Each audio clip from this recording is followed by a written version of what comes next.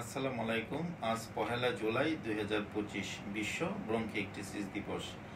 এ বছরের এই দিবসের প্রতিপাদ্য বিষয় হলো ব্রঙ্কিয়েক্টিসিসের জন্য বিশ্বের সবাইকে একত্রিত করা।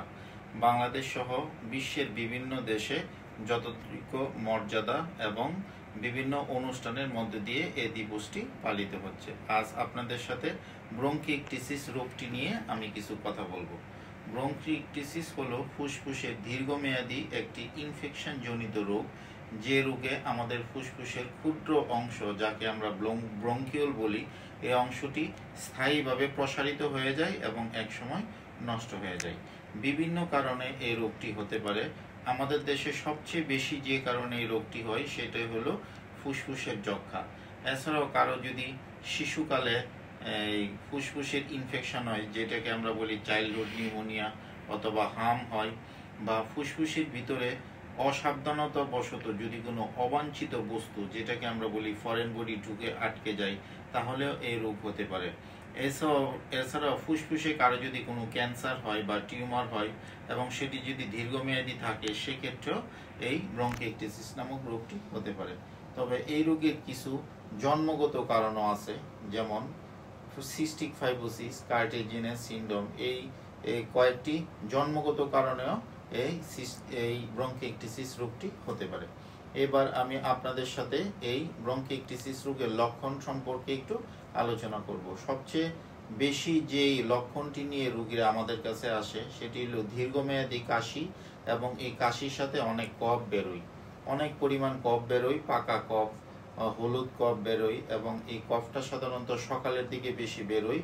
আর কোনো সময় রোগীদের এই কাশির সাথে রক্ত যেতে পারে, কোনো সময় অল্প পরিমাণ রক্ত যেতে পারে, আবার কোনো সময় অনেক বেশি পরিমাণ রক্ত যেতে পারে। এছাড়া রোগীদের জ্বর আসতে পারে, শ্বাসকষ্ট হতে পারে, রোগীর ওজন কমে যেতে পারে, খাবারের রুচি কমে যেতে পারে।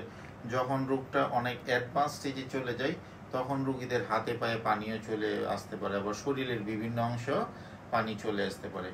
বিভিন্ন পরীক্ষা নিরীক্ষার মাধ্যমে আমরা এই রোগটি নির্ণয় করতে পারি, যেমন আমরা বুকের এক্স-রে করতে পারি। সবচেয়ে ইম্পর্টেন্ট যে পরীক্ষা আমরা করি সেটি হলো HRCT স্ক্যান অফ চেস্ট। এটা একটা বিশেষ ধরনের পরীক্ষা, যেটাকে আমরা বলি high resolution CT scan of chest. এই পরীক্ষাটার মাধ্যমে আমরা এই রোগটা কনফার্ম করি। এছাড়াও আমরা কফের বিভিন্ন ধরনের পরীক্ষা করি, রক্ত, প্রস্রাব, অনেক সময় ECG, ইকো, বিভিন্ন ধরনের পরীক্ষার মাধ্যমে আমরা এই রোগটা নির্ণয় করতে থাকি। এবার চিকিৎসা নিয়ে কিছু কথা বলবো।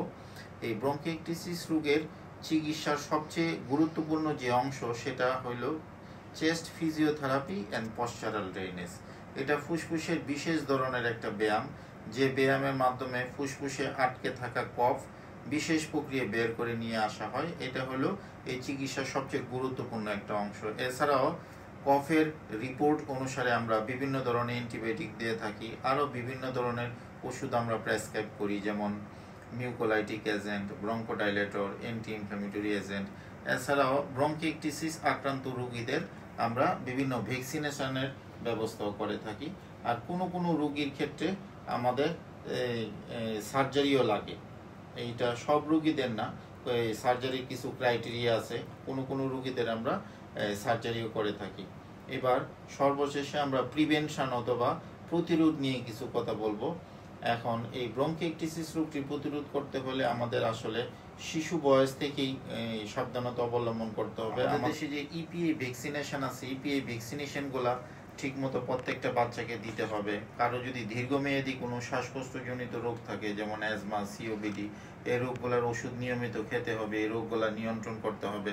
এবং যাদেরই দীর্ঘমেয়াদী শ্বাসকষ্টজনিত রোগ থাকে তাদের অবশ্যই নিউমোনিয়া এবং ইনফ্লুয়েঞ্জা, এই দুইটা ভ্যাকসিন রেগুলার দিতে হবে।